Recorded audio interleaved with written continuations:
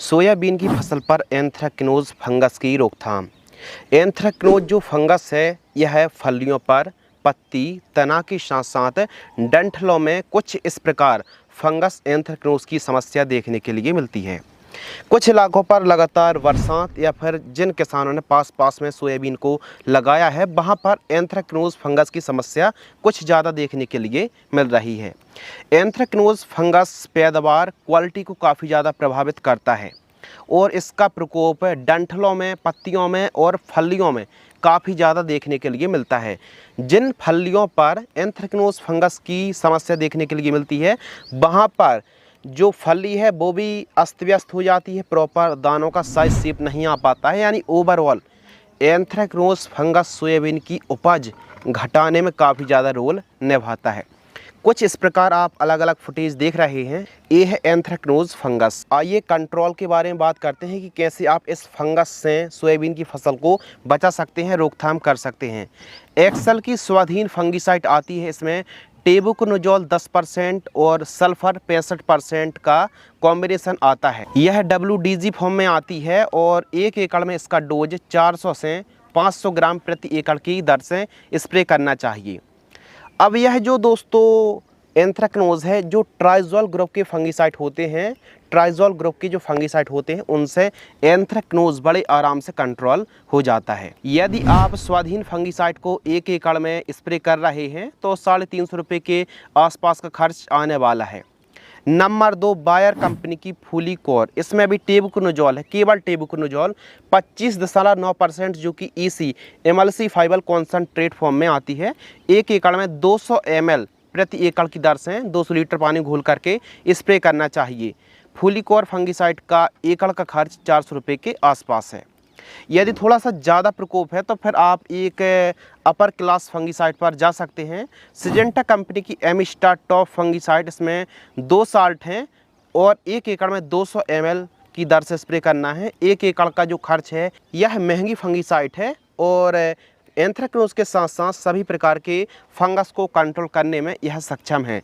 900 रुपये के आसपास प्रति एकड़ का खर्च आता है। इसके अलावा अदामा इंडिया कंपनी की कस्टोडिया जो फंगिसाइड आती है ना, कस्टोडियो फंगिसाइड 250 ml प्रति एकड़ की दर से स्प्रे कर सकते हैं। अब इसको आप 250 ml स्प्रे ना करके 200 ml भी स्प्रे करेंगे 1 एकड़ में तो भी आपको अच्छे रिजल्ट मिलेंगे।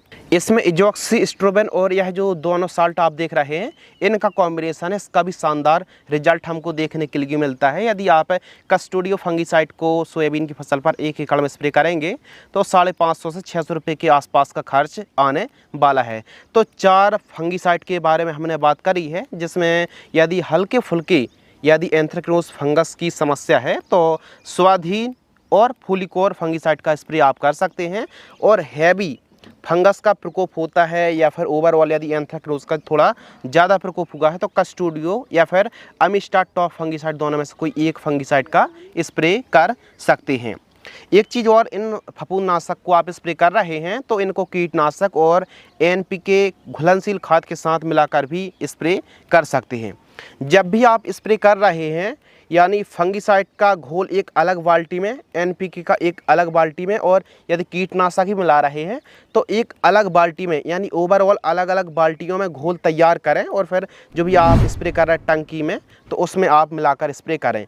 अलग अलग दवाइयों को मिलाने से फटने की समस्या और रिजल्ट कम आने की समस्या देखने के लिए नहीं मिलती है।